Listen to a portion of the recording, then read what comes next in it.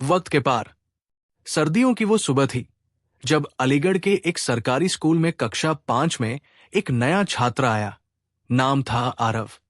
दुबला पतला, थोड़ा घबराया हुआ, पर आंखों में एक अजीब सी चमक थी। उसी क्लास में पहले से पढ़ रहा था कबीर, शरारती, चुलबुला और हर किसी का चहेता।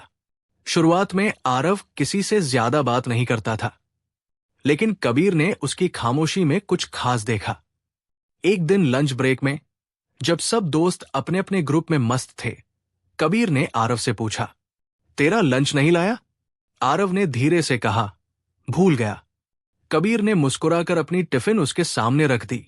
चल, आधा आधा खाते हैं। बस वहीं से दोनों की दोस्ती की शुरुआत हुई। आरव और कबीर जैसे दो अलग अलग दुनिया के लोग थे। आरव पढ़ाई में तेज, शांत स्वभाव का लड़का था, जबकि कबीर थोड़ा कम पढ़ाई में अच्छा था, लेकिन दिल का बेहद साफ। कबीर अक्सर कहता, तेरा दिमाग कंप्यूटर है और मैं तेरा माउस हूं। तू बिना मुझसे चला नहीं सकता। साल दर साल बीतते गए, दोनों एक दूसरे की ताकत बन गए। स्कूल के हर खेल, हर प्रोजेक्ट, हर परेशानी में दोनों साथ रहते। अगर आरव की मम्मी बीमार होती तो कबीर उसका होमवर्क भी करके देता, और अगर कबीर को किसी टेस्ट में मुश्किल होती तो आरव रात दिन उसकी मदद करता। उनकी दोस्ती सबके लिए मिसाल बन गई थी।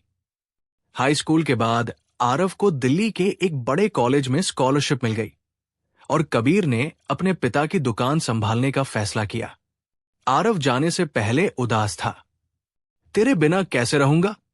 कबीर ने मुस्कुराते हुए कहा, तेरा सपना पूरा कर। मेरी दुकान तो यही है, तू जब भी आएगा समोसे तेरे फ्री होंगे। आरव दिल्ली चला गया और पढ़ाई में पूरी तरह डूब गया। धीरे धीरे कॉल्स कम होने लगी। जिंदगी की तेज रफ्तार ने दोनों को अलग अलग रास्तों पर डाल दिया। एक दिन कबीर ने आरव को कॉल किया, भाई, दुकान में थोड़ी दिक्कत है, कुछ सलाह चाहिए। आरव ने थकान भरी आवाज में कहा, अभी नहीं यार, मीटिंग में हूं। कबीर ने महसूस किया कि अब आरव बदल गया है। आरव को भी लगने लगा कि कबीर उसे समझ नहीं पा रहा। धीरे धीरे बातों का सिलसिला बंद हो गया। करीब 5 साल बीत गए। आरव अब एक मल्टीनेशनल कंपनी में मैनेजर था। एक दिन उसे अपनी स्कूल की पुरानी डायरी मिली। उसके अंदर एक चिट्ठी रखी थी, कबीर की लिखी हुई, भाई आरव, तू चाहे कहीं भी रहे, तेरे जैसा दोस्त न मिला न मिलेगा। मैं जानता हूं तू बहुत बड़ा आदमी बन गया होगा।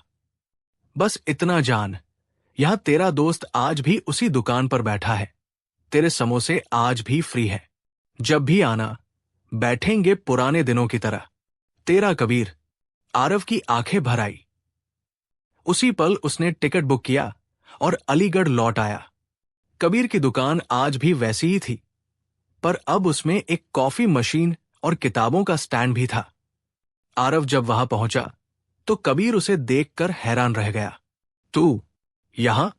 आरव ने हंसते हुए कहा, समोसे फ्री है ना? दोनों गले मिलकर रो पड़े। उस दिन आरव ने कबीर से कहा, आ जा दिल्ली मेरे साथ, कुछ बड़ा करते हैं।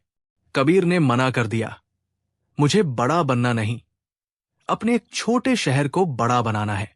आरव ने उसकी दुकान को एक ब्रांड बना दिया, कबीर्स कॉर्नर, जहां अब युवा किताबें पढ़ते, कॉफी पीते और सपने देखते थे। वक्त ने दोनों को बदल दिया था, पर उनकी दोस्ती वैसी ही रही, सच्ची, निश्चल और गहरी।